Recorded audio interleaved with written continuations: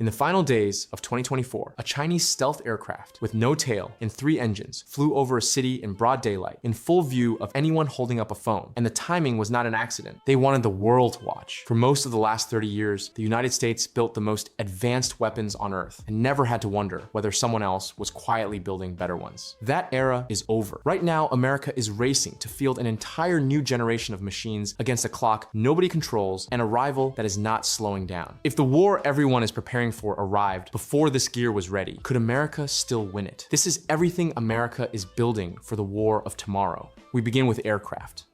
B-21 Raider. To understand what this airplane is for, look at what the B-2 did over Kosovo.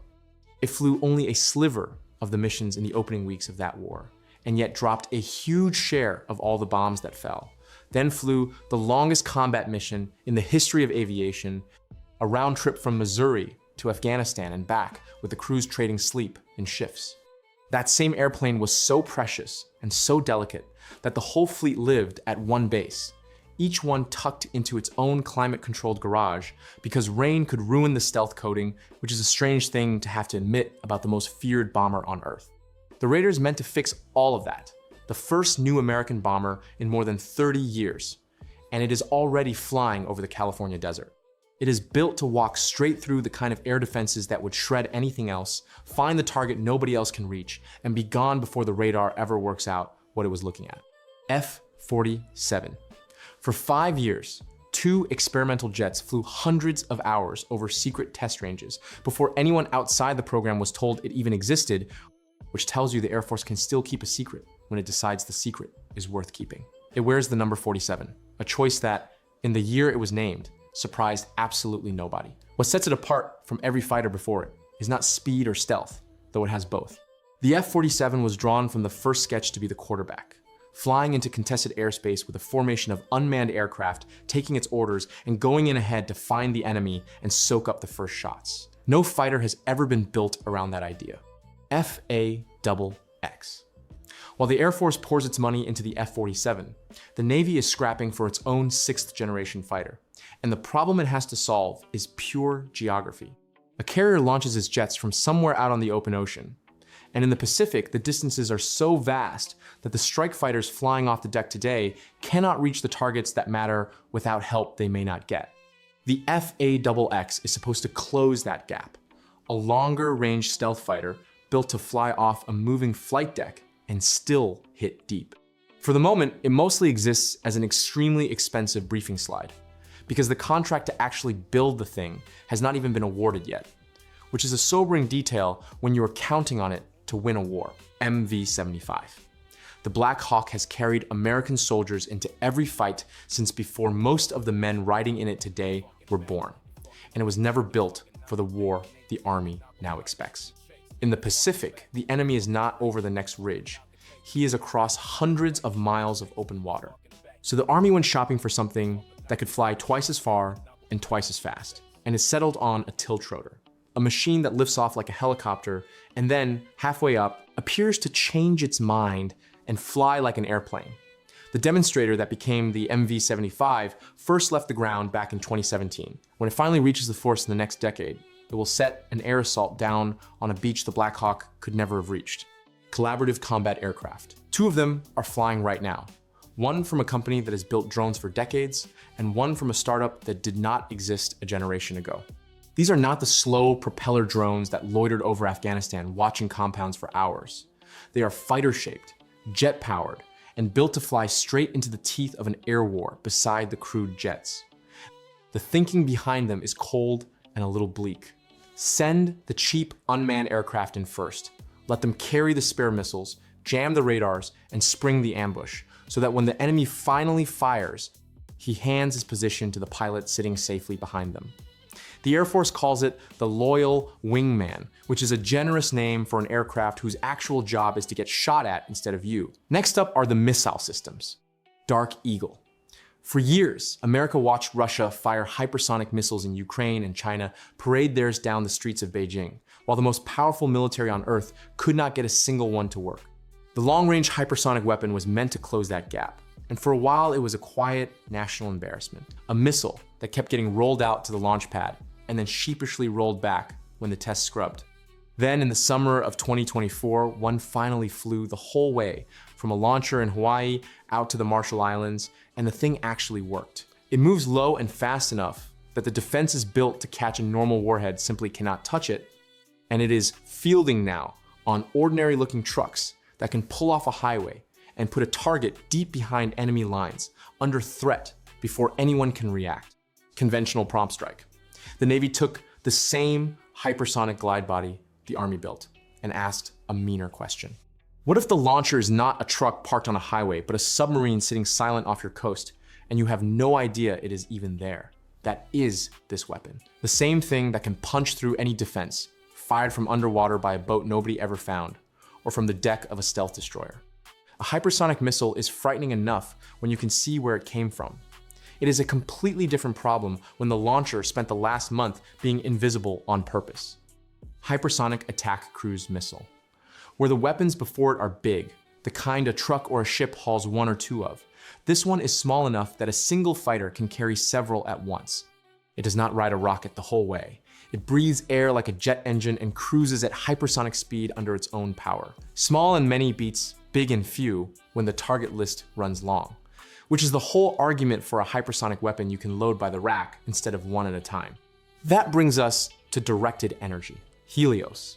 In the Red Sea, American destroyers spent 2 years swatting down cheap drones with missiles that cost more than a house, now and then burning through a small fortune in interceptors to kill something a hobbyist could have built in his garage over a weekend.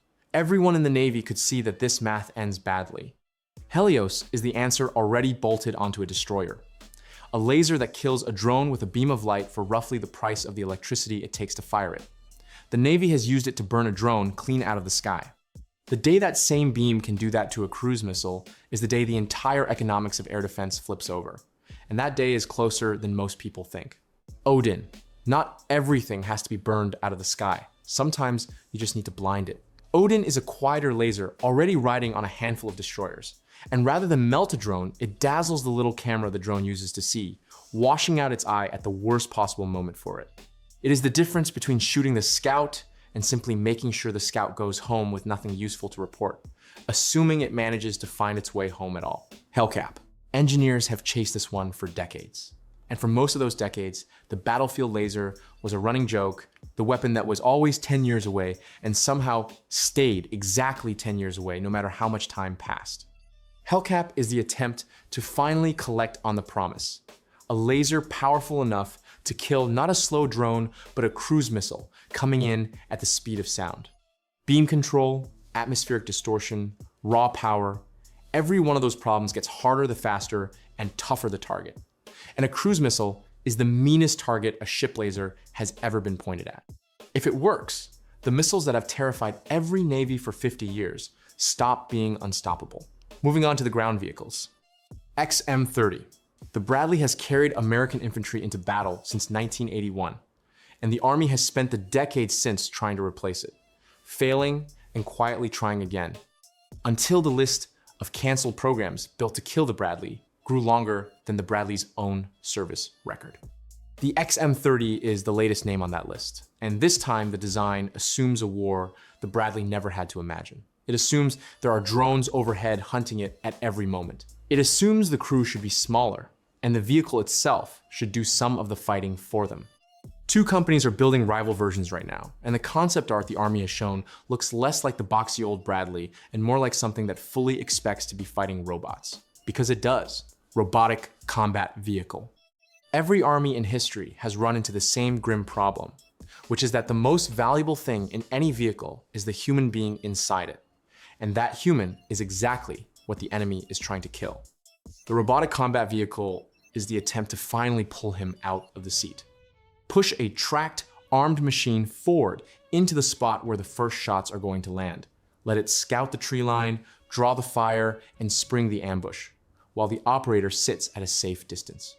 It is the first machine built on purpose to be the man who goes first through the door, a job that has never once in the history of war gone to a volunteer.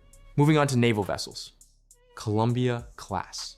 Somewhere under the ocean right now, an American submarine is carrying enough nuclear firepower to end a country, and its entire job is to make certain it never has to.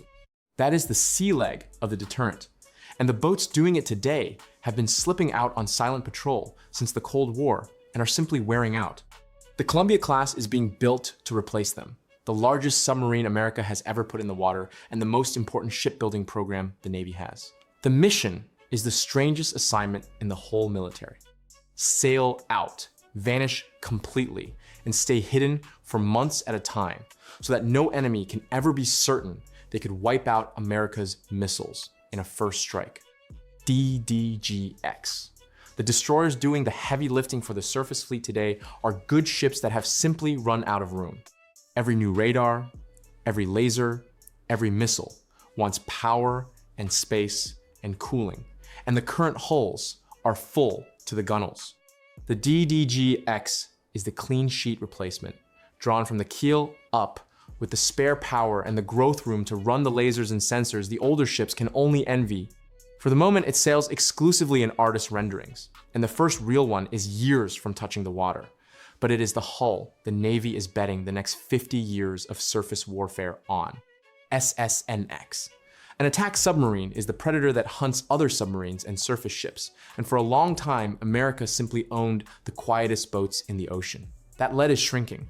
The SSNX is the next one, meant to run faster, carry more, and stay quieter than anything under the sea, built specifically because the rivals who used to trail far behind are now catching up fast. Almost everything real about it is classified, which is exactly how it should be, since the entire value of a submarine is measured in what the other side does not know about it. FFX. There's a hard lesson buried in this one. The Navy spent years and a fortune designing a beautiful new frigate, watched it slide further and further behind schedule, and finally killed most of the program rather than keep pouring money into a ship it could not seem to finish. Out of that wreckage came the FFX, a frigate the Navy now wants, built fast, leaning on parts and designs that already exist instead of reinventing every bolt. It is a quiet confession of something the audience already suspects, that the most advanced warship in the world is worth precisely nothing if your shipyards cannot actually build the thing before the war starts. That brings us to strategic weapons. Sentinel. In silos, scattered under the plains of the American West, sit missiles that have stood ready since the early 1970s, older than nearly everyone whose hand would ever be near the order to fire them. They are the land leg of the nuclear triad, and they are genuinely ancient. Sentinel is the replacement, a new intercontinental missile, plus a complete rebuild of the silos, the cables, and the buried bunkers that go with them. And it has quietly become one of the great cost overrun stories of the age, a program in which the only thing climbing faster than the schedule is the bill. The argument over whether America even needs land-based missiles at all has run for years. What nobody disputes is that the ones sitting in the ground right now cannot wait much longer. Next generation interceptor. The shield meant to stop a handful of enemy warheads from reaching American cities has not had a new interceptor in many years, and the threats it was built to stop have only gotten craftier. The next generation interceptor is the Fix, a missile designed to fly out and destroy an incoming warhead in space by running straight into it, while it sorts the real warhead from the cloud of decoys flying alongside, decoys that exist for the single purpose of fooling this exact missile. Hitting a bullet with a bullet was always the hard part. Working out which of the bullets is the real one is harder, and the other side gets a vote. Golden Dome. The most ambitious item on this entire list is not really a weapon at all. It is the plan to throw a shield over the whole country and park a piece of that shield in orbit, with sensors and interceptors circling overhead waiting to swat an attack down in the first minutes after launch. If that sounds familiar, it should, because America was promised very nearly the same thing back in the 1980s under a program everyone ended up calling Star Wars, and that one never quite showed up. Critics call this one a fantasy with a price tag to match. Supporters call it the only honest answer to weapons that now move too fast for anything on the ground to catch. Both sides agree on exactly one thing. If it is ever actually built, it changes what a war between great powers even means, which is precisely why the race to build it has already begun. And finally, small arms. M7 rifle. For 60 years, the American infantrymen carried some version of the same rifle, the M16 and then the M4, both firing the small, fast 5.56 round that doctrine said you wanted in volume. The M7 throws that out. It fires a heavier 6.8mm round built to punch through the body armor that frontline troops increasingly wear, trading the old habit of spraying a lot of light bullets for landing fewer heavy ones that actually get through. Not everyone is sold. An army captain stood up at a conference and flatly called the thing unfit for a modern war, pointing at the added weight, the harder recoil, and a magazine that holds noticeably fewer rounds than the one it replaces. The Marines took one look and announced they would be keeping their own rifle. Thank you. It is the first genuinely new American service rifle in 2 generations, and the fight over whether it is the future or an expensive wrong turn is still very much going. M250 automatic rifle. The rifle is only half the story, because a squad lives or dies on its base of fire. The belt-fed gun that pins the enemy in place so everyone else can move. The M250 replaces the old squad automatic weapon and feeds the same heavy 6.8mm round as the M7. So for the first time, the whole squad shares one kind of ammunition instead of dragging around 2. It comes in lighter than the gun it replaces, which the man humping it will love right up until he remembers the rounds themselves got heavier. What he gets in return is reach and bite, a light machine gun that hits like something a full-size class above it. XM157. Bolt this onto the rifle, and the oldest skill in soldiering quietly changes hands. It is a computerized sight with a laser rangefinder, a ballistic calculator, and sensors reading the wind and the air, all packed into one optic. And it does in a heartbeat the math a sniper spends years learning to run in his head.